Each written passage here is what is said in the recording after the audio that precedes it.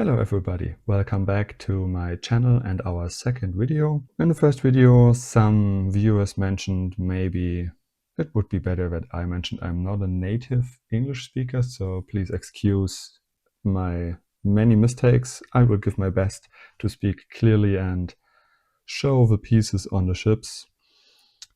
Today I will show you how I paint, or how I will try to paint my German Kriegsmarine flotille. I already did the Scharnhorst, so I can see if I like the style. I can see it from above. I tried some darker patches with some green. I tried to make the waves more immersive in the rear and the front. And I got the name. I think it's pretty clear. And then we got some of the details in gray and the wooden deck, which is standard for the common time in Germany. So this is the Scharnhorst. I think it looks pretty nice if I compare this with, let's say, the Blücher. It's very gray. And yeah, I will try to guide you as clear as possible through my painting process. To start off our painting process, I will show you the colors I'm using. It's mainly, it's completely Army Painter. I love the Army Painter range. I got Army Painter spray. I got Army Painter pencils. Even the tools are from Army Painter, so I'm all in. Okay, to start off, I sprayed the ship, the whole ship, in, where is it? No, in uniform gray. I actually did this with a spray can and not with this little bottle, but the spray can is so big it just don't fit the frame here. So we start off with uniform gray for the whole ship. After that, to don't mess up the water, I took Necromancer Cloak. It's an old bottle. It's empty, I need a new one. For the camo on the side.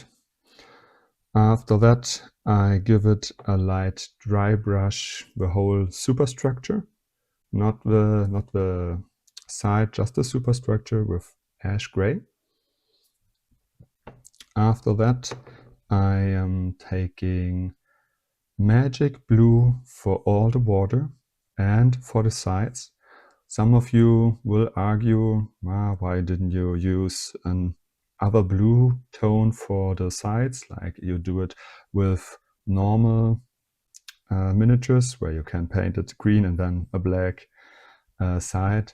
But I think it's more immersive if we use the whole magic blue, and if we can sail on the surface, it just looks more immersive. So we got our magic blue. I forgot one step, sorry. Before the magic blue, because it's in speed paint, we will dry brush the complete surface of the water with drake tooth. Just a light dry brush so the color of the speed paint can better make his magic. Instead, at least it's magic blue. Then we got some oak brown for our tiny rescue boats. Here's one, you can see that. And then we're nearly finished. We give that all a good, how do you call it? A good wash, yeah, just wash, with a mixture of dark tone and Warpaint Stabilizer. That's actually just distillated water. And I took like 60 to 40, give that the whole model a good ditch, let it dry, and in the last step we take our mud white to highlight the water and of course the name.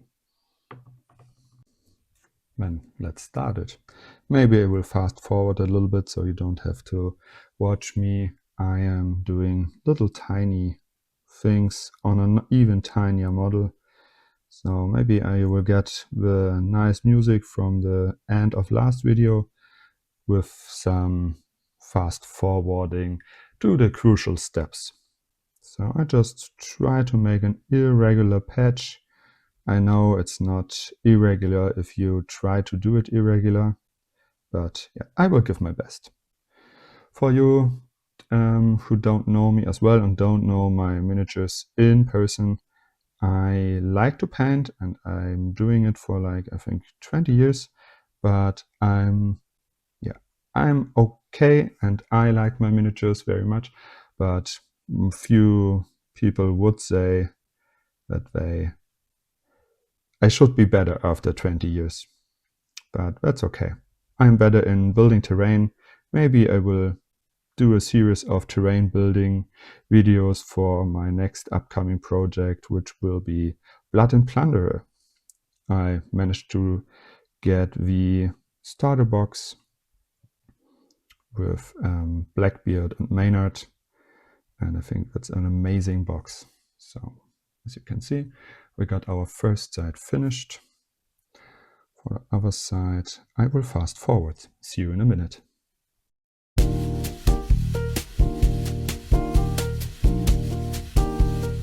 So our next step, and I think I forgot that in the introduction, will be Ruddy Umber. It's a warm brownish tone with a little hint of red. Everybody who knows me better will laugh right now because I'm red, green, brown colorblind. So that's the worst color for me you could ever pick and choose.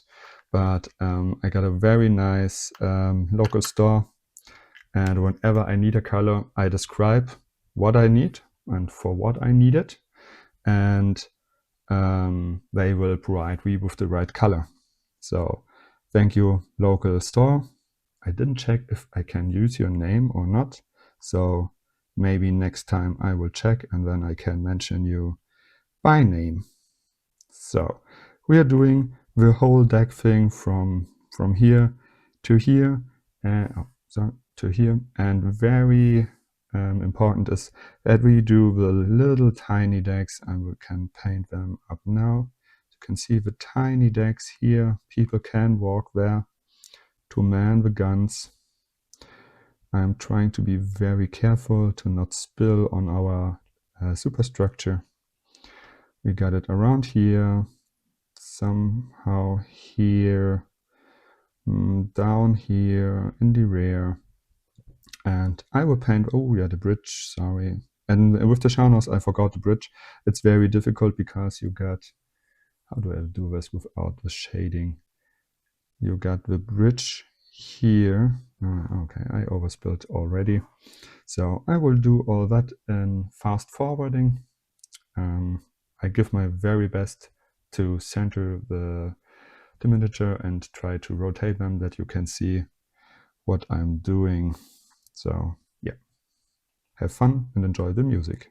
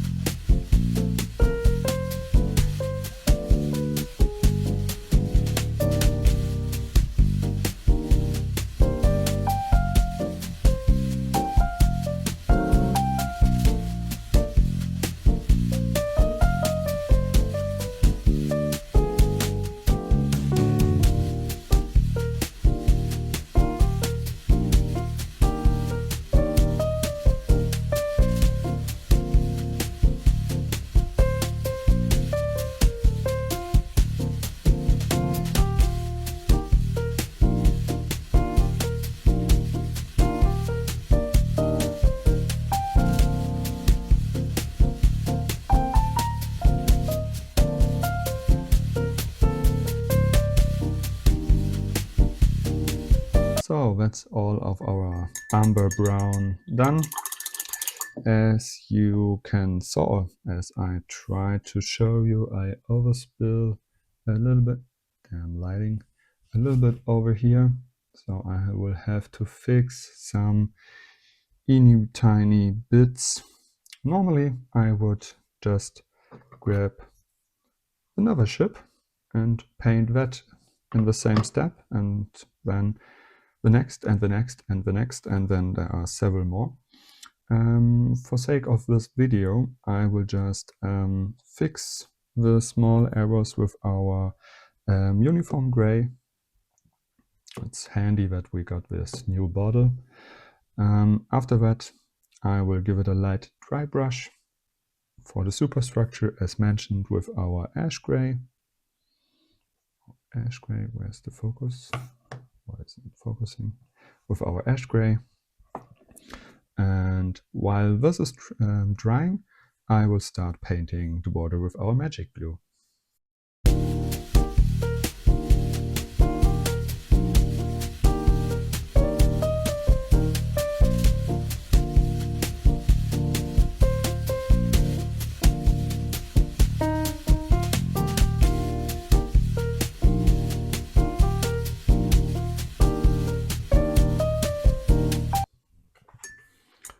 Oh, African repaired. And we grab our ash gray. I forget to mention that I will do the small pieces in front and the bowing stuff for the port. I will do that in ash gray too, just to make them a little bit more visible, and yeah, to make the ship just a little bit more good looking.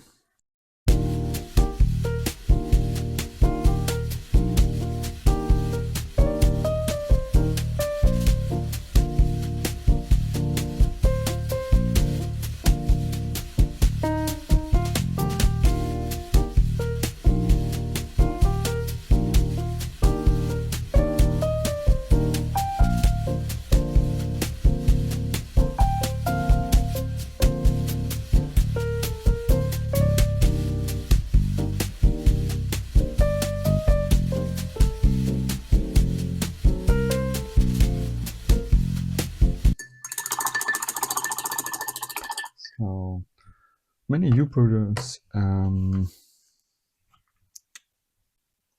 YouTubers describe their pencils or name them. So I did this tiny stuff with my army paint detail brush. If you can see, it's very tiny. And the bigger but also tiny stuff I'm doing with my trusty character brush from the army painter. And now we are switching to, you will guess it, the army painter. Oh, you can't see. What is with the focus today? With my terrain brush from army painter. Yes, it's bigger. It's somehow a little bit stronger. So what I will do, for maybe we got viewers who never painted a ship before or a miniature, you just dip your pencil into some color. Okay, I'm working on this contrast thing. Then you just take your paper and then stroke off the color till you have very few color left on your pencil. What that will do is, if you now gently stroke your ship like this, you can see it. You got some tiny highlights, and it just more gives the whole detail, whole ship, the whole miniature, a little touch of depth. You got some highlights. If we apply the dark wash later, it will flow in the recesses and stick there. And then we will have some beautiful shadows and used look to the ship. Yeah, that was this stage. As promised, we're going now to the fun part. And while the very thin dry brush will dry. Should be very fast.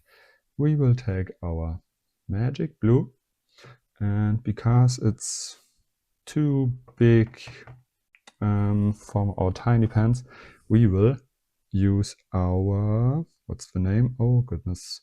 What is the name of the pencil? It's from Army Painter, but it's so old. I think it's just a large brush. Yeah. If somebody knows this pencil and can tell the name, I'm searching for a new one. This one is pretty used up. And maybe you just can make a comment and tell me what pencil I bought. So now I messed up. One thing, maybe you can see that. That's not magic blue. What happened is the speed paints are reactive. So if they touch different color and you're not aware of that, it can reactivate not fully dried color, and then this happened. So we will put this guy aside, pick one of our newer, where is a new one? Our newer yogurt cups. So put that color away. I could cut that out, but I think for maybe viewers who didn't are experienced as some other viewers, it could be potentially good to see that's not a big mistake. Everybody can do such mistakes, and it's not the end of the world. And while I'm saying it's not the end of the world, I forget to dry brush the water, like I told you. So we will just try and error this while we're going. Maybe the blue will look significantly different to the Scharnhorst. And if that's the color, we will do it again, because I like it from the Scharnhorst very much.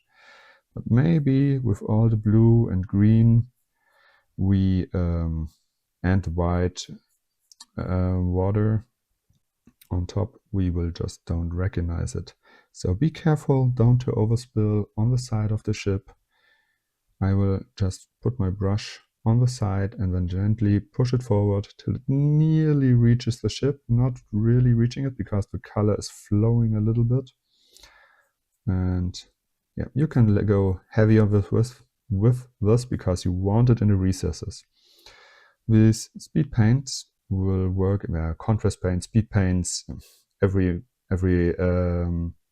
company now has the same procedure. You have a color and it's so thin that it sticks in the recesses, but at the same time it generates some shadows and highlights. It's hard to see here because we have water, but if it's dried, we will have to take a look at it, and maybe my camera can pick that up. So we don't forget the sides, as I mentioned. Then very carefully, because we don't need that much color here, we paint over the Blücher sign, trying not to spill too much between the letters. So what you can do, you can take your dry brush, you just tip it off on your paper, and then just stipple through the letters to soak up the excess. Then you still got your blue, but you don't have the deep excess like on the surface. So we're just finishing that and see you back in a minute.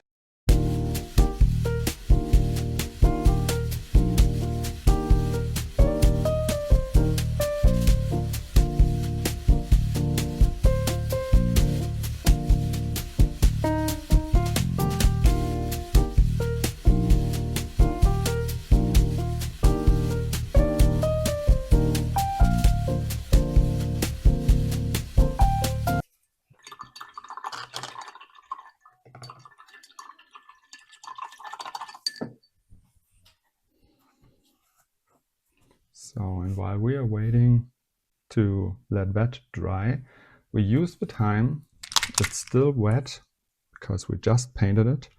We take our green tone, that's a wash, normally to make shades, but we will use it for a very good thing. We just take a little bit of it. We just put a little water inside so it's more flowing around. And then we just take a bit and just stipple it on. Just irregular, stipple it on.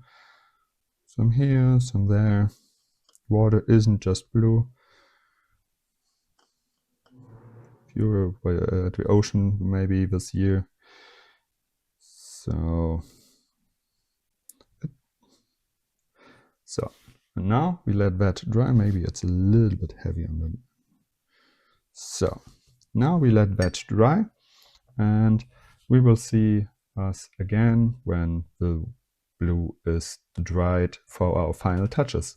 The lifeboats and the water surface with the name of the ship. Yes, hello, welcome back. For you it's like 1 second. For me it was, I think, around about 12 hours, something like that. So, as we can see, our ship is fully dried. We have nice little dark patches. And if we compare this to this one, it's a little bit darker. We can lighten this up with our white, but it's a really different between dry brushing the water first and then applying the magic blue, and not dry brushing and applying the magic blue on the gray. So for the rest of the fleet, maybe one ship will be half-half and one of the smaller ships will be dark as well. So I can blend this one in because I'm too lazy to do it again. So our next step is to shade it. I tried to tell you how I'm doing this in the beginning. I will take my dark tone, it's black, and I will thin it down with distillated water. I will try to make a ratio from, maybe you can see that. I will pull it in here, like we don't need that much, like this. That's nearly empty again. And then a tiny bit of water just to thin it down, maybe 3 drops. Then we have a good shake. Where's my medium brush? Okay, maybe a little bit more water. We really don't need that black, we just need a few shadow details. So we want a light blackish tone to the whole model. And you will see when it's fully dried, it looks really good. A little bit dirty, a little bit worn, not brand new out of the dockyard. So maybe I try to do half-half first and then show some details. And then we can compare the two halves. So just go over here. And I don't have to be very careful. The shade will do the work. I just can stroke over it. And as you can see already, it will pour in the recesses. Maybe a little bit heavy on some parts, but we can stipple that away. It's just for some dirt and shadows. So don't get too much in the recesses here. Maybe not too much on the water. I thought about the waterline with, you can see it here. There's a little bit of shading here, but if you look right on a ship, that's darker there too, because the light or the shadow from the ship reflects into the water. So I think it's somehow nice to see that here in our ship. So that was too much. As you can see, we got large pools. We just strip them away. Take our towel, make it clean. We just really want a little bit of definition. And if we now look, we got our, so maybe this, we got our dirty ship and the clean ship I think it looks very, very nice with the shading. So very quick, I will just brush it over here. The command tower, really important is, I think, that the top here of the engine. So the engine, they were fueled with no, not with coal, but with oil. So we got very, how do you call that in English? Dust. So don't forget the other side.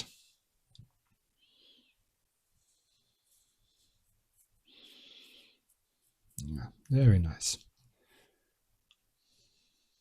Just stipple it away behind the aircraft launching equipment. And then we have a look for some, like here, pools. We don't want that much. We really won't want light shadowing on our ship. This one here. So very nice. Now this needs some time to dry, but because we don't touch the ship, we can work on our white. What I will do, I will take my terrain brush again, dip it in the white color as I showed yesterday. No, not yesterday, before. For me it's yesterday. So before we take our dry brush, just dip it into the white, get rid of the color which is too much, and then we try really gently, just for the beginning, get a feeling for the brush. You see that was less, no, it was not enough white. I'm sure now I'm getting too much. It's every time the same. So very gentle on the beginning. We just want really the waves. You can see very, I'm not pushing too hard. I really just gently let the brush slide over the model in the beginning for some highlights. And when I'm satisfied with the first brush, we can try to start picking up one of the some of the bigger waves. So carefully here, not. So you see now we can go a little bit heavier because the color on the paint on the color is nearly gone. Then you can go more heavy on the at the end because the water is more swirly. And if you compare it now with our Scharnhorst, which is finished, we already see the nice little waves. They look good together, so I think the blue is not that big of an issue. And now we are taking our small brush and just pick up the highlights on the waves. I will do that and the name. Can you see the name? The Blücher 9040, and it's an Admiral Hipper-class. What is... Oh, there's a scratch. I didn't notice while building, but there is a scratch. Interesting. So I will pick up the names and the waves in fast forward. So enjoy the music, and then we see us with the finished model in comparison with the Scharnhorst. And yes, enjoy.